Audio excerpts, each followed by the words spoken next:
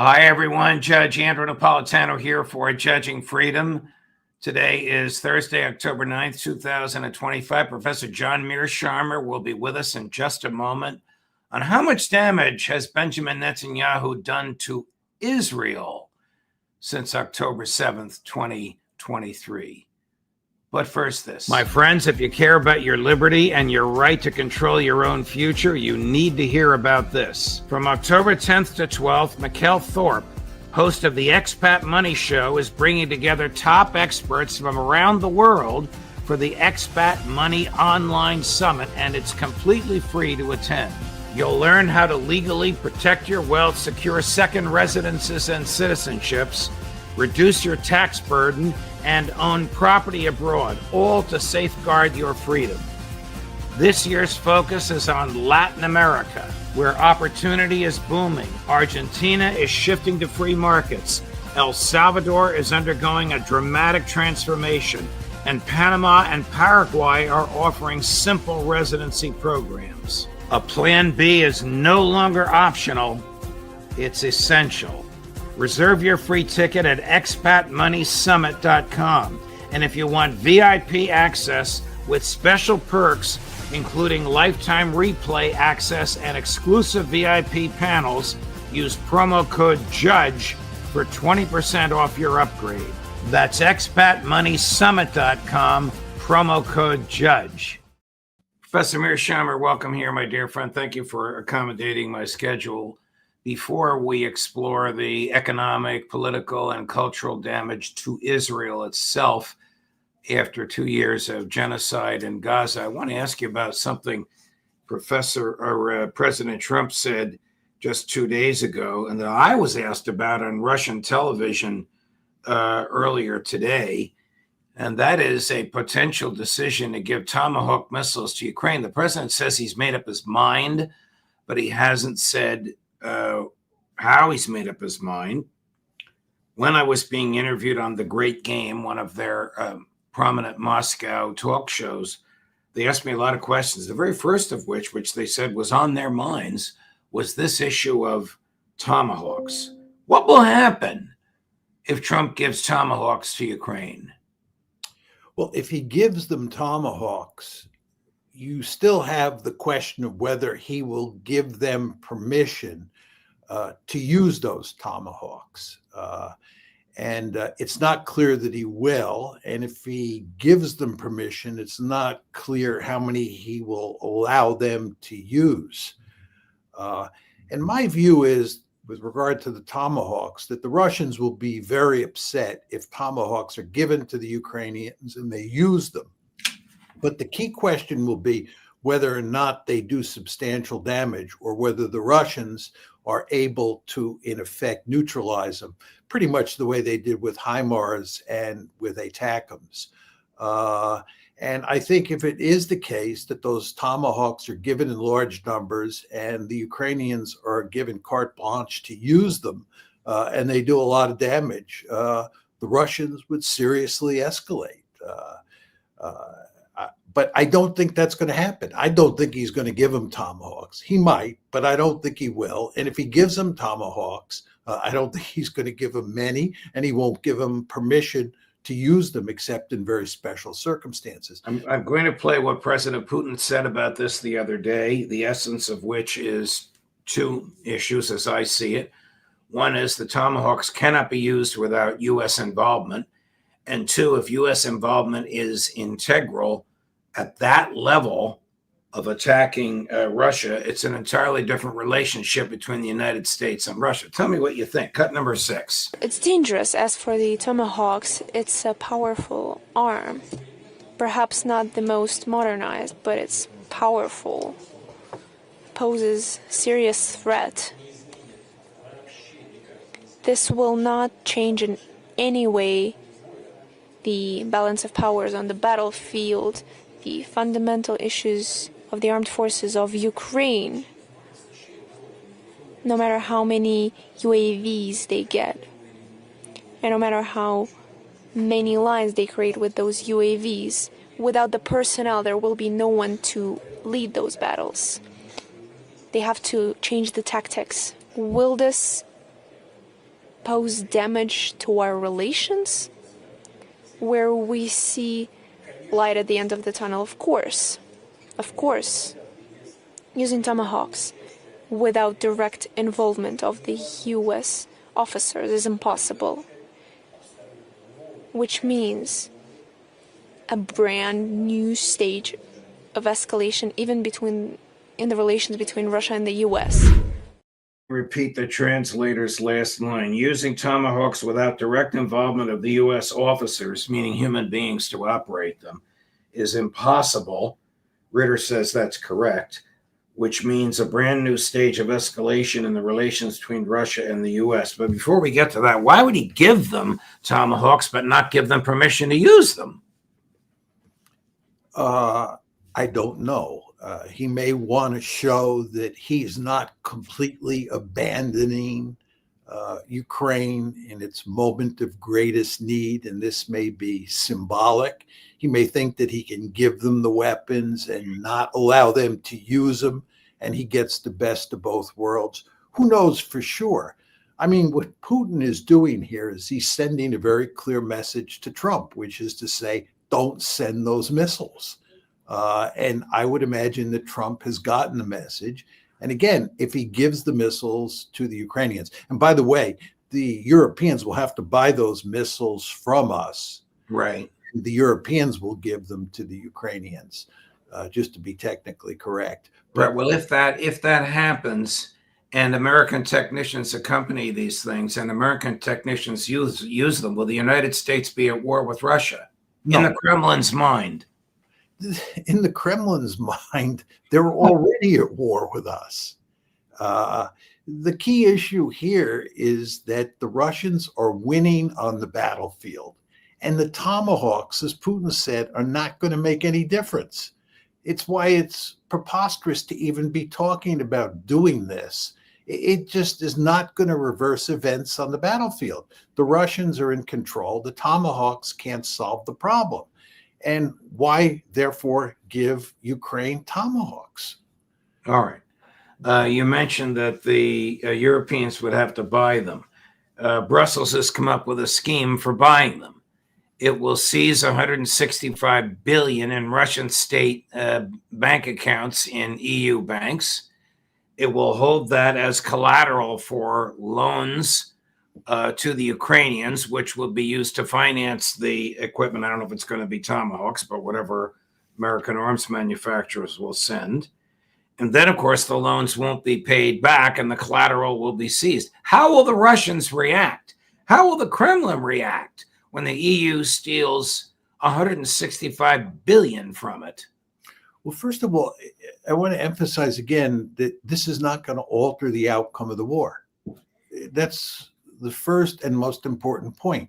We in the West have no cards to play here. And furthermore, Trump is slowly but steadily walking away from this conflict and turning it over to the Europeans. And the Europeans are not going to be able to rescue the situation, whether we ship them tomahawks or not. Second point is that it's not clear that that fancy economic deal to steal Russian money is going to be ultimately approved. There is opposition inside of Europe. And I don't know for sure whether it will be put into play. But if it is put into play, the Russians say they will retaliate. They will go after Western assets inside of Russia. And furthermore, lots of people say that the precedent here, in terms of the future of, the international economy, is not good at all. You just don't want to do something like this. And this is are you conversant enough with EU banking regulations to tell us whether or not the government can do this if the bankers resist? I mean, the money was put in there on a good faith basis. It's earning a lot of interest. It's actually more than 165 billion, but that's what they've targeted. Can Ursula von der Leyen and her warlords just steal money from a bank? Well, I would assume that if they can develop an overwhelming consensus among EU countries, they can do that. And the question is whether they can achieve a consensus. I've not seen any evidence that people think that the banks will be able to stop this. The banks may be very unhappy, but I think if the political leadership in Europe decides to go ahead with this cockamamie scheme, that they'll do it. Fascism, private ownership, government control to the point of seizing assets.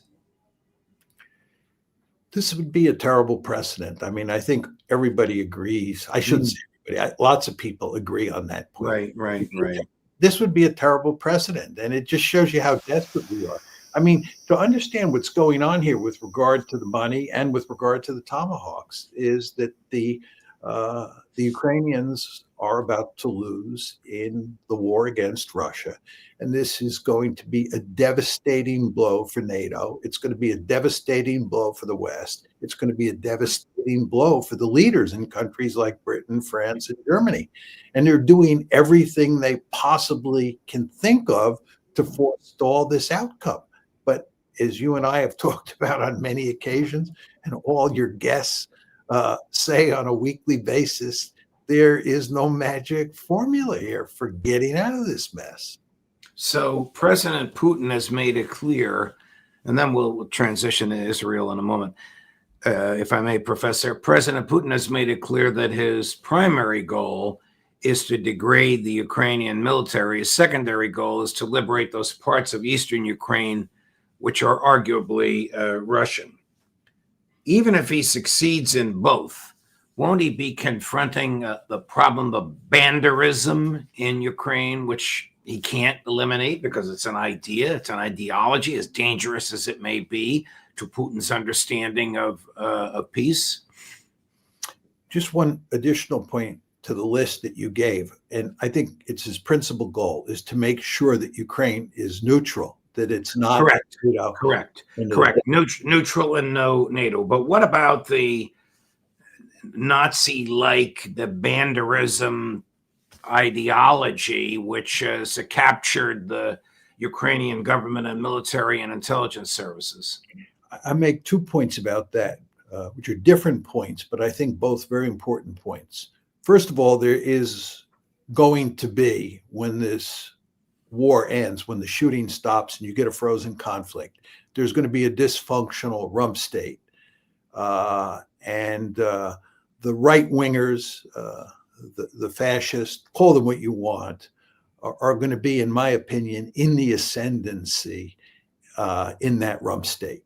And this invariably is what happens in a war like the one that Ukraine has been fighting against Russia. So I think the right wing, if anything, has been strengthened as a result of this conflict. And I think there's virtually nothing that the Russians can do to change that outcome. The second issue is what happens inside of the territory in Ukraine that Russia annexes. In other words, there are likely to be a substantial number of people inside that territory that Russia annexes who are deeply committed to attacking Russian forces, undermining the Russian annexation. And that could lead to significant conflict inside of the Russian-controlled areas or the Russian-owned areas of Ukraine. So once the shooting stops, right, you get a frozen conflict. I would not be surprised if you have substantial resistance inside of the areas that Russia annexes. And that will create very powerful pressures for ethnic cleansing. The Russians will be motivated to move out people who they identify as sympathetic to the Ukrainian rump state. Wow. So the potential for trouble here goes on and on. Right. A very interesting, typically Mearsheimer, brilliant observation that I had not heard before. Switching gears, what is your take on the Trump, Witkoff, Jared Kushner, Tony Blair, Gaza plan? Well, in a certain way, I think it's wonderful news because it looks like it's going to end the genocide. And I think ending the genocide is of enormous importance. And it does look like it's going to do that. Whether that holds over the long term remains to be seen. But at least for the time being, it looks like the genocide is going to be shut down. Amen. With regard to creating a viable political solution to, let's call it, the Palestinian problem, I don't think that this comes close to doing that. There are just a huge number of issues that are still on the table that haven't been resolved, that have to be resolved before this problem is largely solved. And also, you just want to keep in mind that the genocidal monsters who run Israel are still in power, and they are still committed to ethnically cleansing Gaza. Right. Have they ever abided by a ceasefire? Well, the short answer is no. Yeah, the answer is no. But what's very interesting is if you read what's floating around in the media today, it's quite clear that the Palestinians and their allies are aware of that phenomenon that you just described.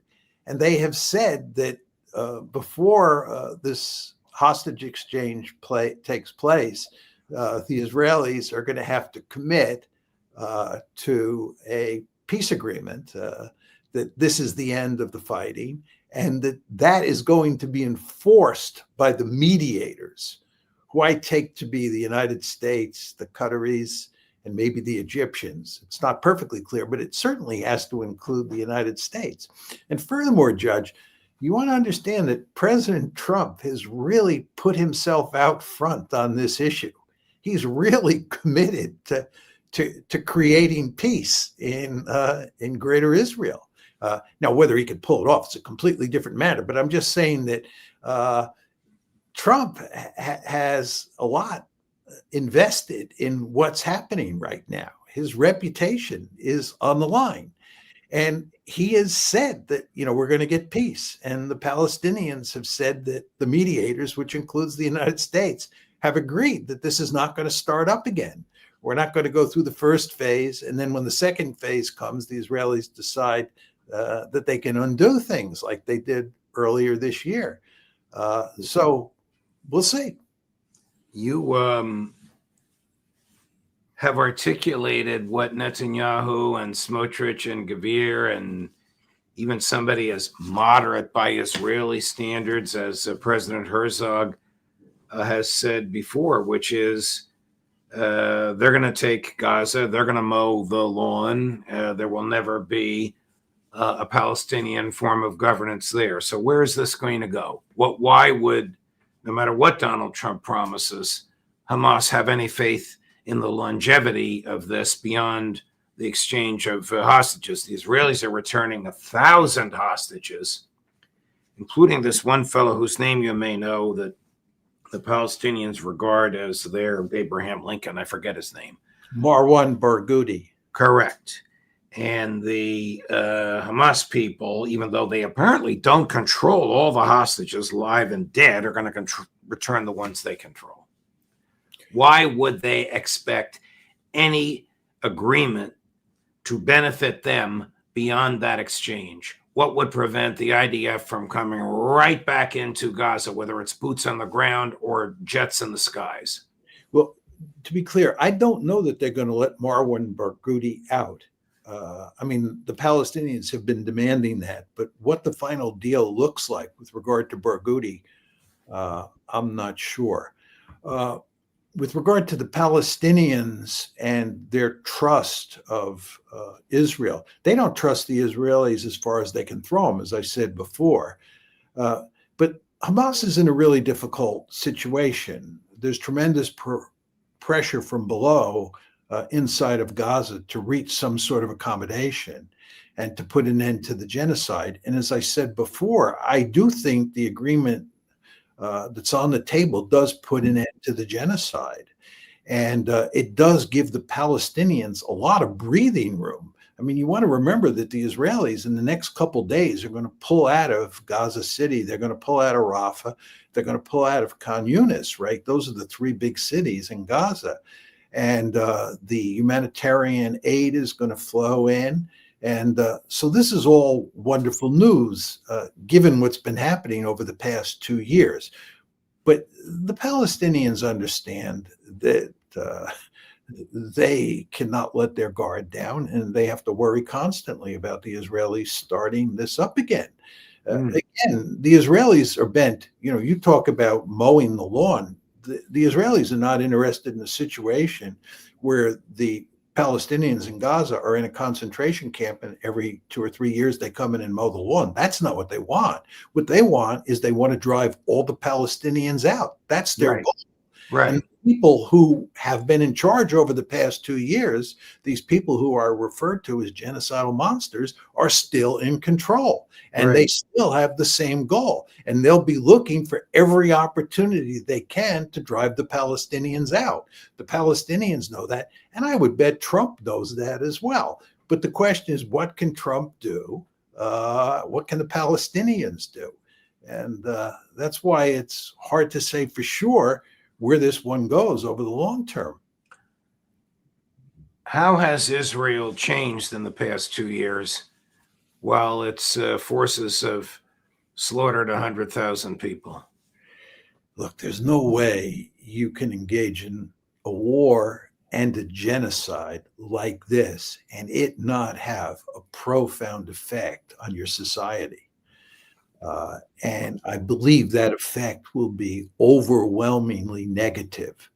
I think that, if this conflict is shut down in a meaningful way, at least for the foreseeable future, and the Israelis are put in a position where they have to reflect on what has happened, they will conclude almost across the board that this has been a disaster. I mean, we talk about the fact that their reputation has been sullied forever. And I think this is certainly true. For the Jewish people to be accused of a genocide is something that is going to be extremely difficult to live with. But it's not just that. If you look at Israel's situation inside of Greater Israel and with its neighbors, the situation is not good at all. Here in the Western media, everybody likes to talk about all these great victories the Israelis have won. Oh, they did this and that to Iran in June and so forth and so on. They decapitated Hamas, they decapitated Hezbollah and so forth and so on. This is not an accurate representation of what has happened. Why are we talking about attacking Iran again in the fall if we beat them in June? The fact is, we, meaning the Israelis and the Americans, didn't defeat them in June. And the reason we're going back after the Iranians in all likelihood in the fall is because we didn't defeat them. They're still there. With regard to Hamas, Hamas is not finished. Look at the deal that's now on the table. Hezbollah is not finished. The Israelis are back to square one in very important ways in a lot of these conflicts. And one could argue in the Iranian case, they're worse off. So I think when you look at the end result of all these battles that they've been fighting, and then when you realize that the long knives are going to come out once the shooting stops and the external threat in effect goes away, I think that, people will be out for Netanyahu, and Netanyahu's allies will be out for the opposition, and it will be very ugly inside Israel. How has everyday life suffered economically and culturally? It can't be the same place that it was on October 6, 2023. Well, I think economically, it's hard to get good information on that. You occasionally see pieces in the media that say that Israel has suffered enormously. It seems to me, as an observer, without a lot of data, that it's hard to imagine that the Israeli economy hasn't suffered in significant ways from this conflict because it's been so demanding on the society. And with regard to cultural costs, I think the cultural costs are enormous. Again, as I said before, this is a genocide, right? You know, here in the West, the mainstream media goes to great lengths to downplay that fact. But around the world, and when you talk about all of these human rights organizations that focus on issues like genocide and international institutions that focus on genocide, there's an overwhelming consensus in those human rights organizations and in these international institutions that this is a genocide. The Wall Street Journal and Israel's supporters can deny it, but anybody who looks at the facts, as these human rights organizations do, can't help but conclude that this is a genocide. And if you don't like the word genocide, let's call it mass murder. But 2 years of mass murder, when you look at what's happened to the Palestinians, when you look at the damage which has been recorded by cameras and by videos, and you look at what the Israelis post on social media, in terms of them humiliating and murdering Palestinians, it's just unimaginable that they're not going to suffer an enormous cost over time for what they have done. As we are taping this, it's late in the afternoon on Thursday, October 9. Tomorrow on Friday, October 10 at 5 in the morning Eastern Time, the Nobel Peace Prize will announce its winner. President Trump was nominated by Prime Minister Netanyahu, something that, to your thinking and mine, is so incongruous you can't even get your hands around it. But apparently his principal opposition is the children of Gaza. Well, what can you expect? Yeah, he's not going to get a Nobel Prize tomorrow. Because this peace deal or this ceasefire deal has been worked out after the voting took place.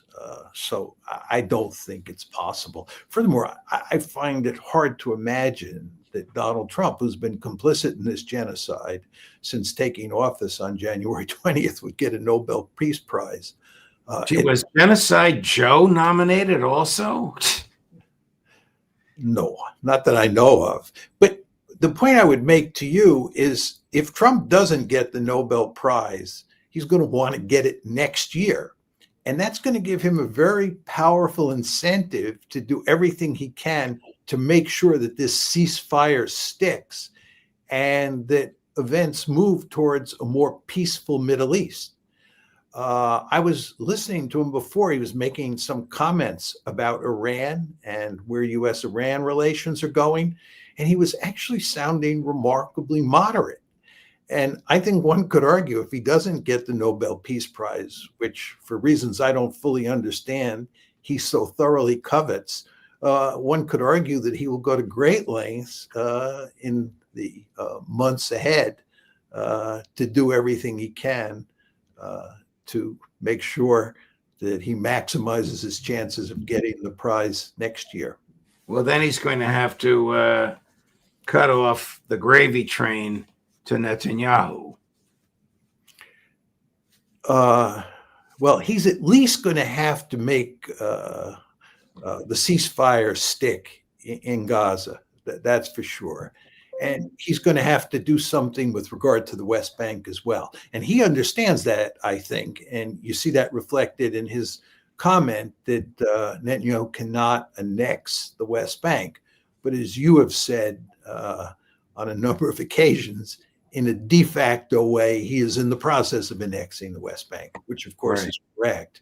But Trump is trying to stand up to him on de jure annexation for what that's worth. And but anyway, he desperately wants the Nobel Peace Prize. And if that causes him to behave in a more peaceful manner vis-a-vis all these crises that we're involved in around the world, that's all for the good. Absolutely. Professor Mearsheimer, thank you very much, my dear friend. As always, appreciated. As always, you've been kind enough to accommodate my schedule. We'll look forward to seeing you again soon. As will I. Thank you, Professor. And coming up today, still to come at 4:30 this afternoon, is the Gaza peace deal credible? Professor Jeffrey Sachs, Judge Napolitano for Judging Freedom.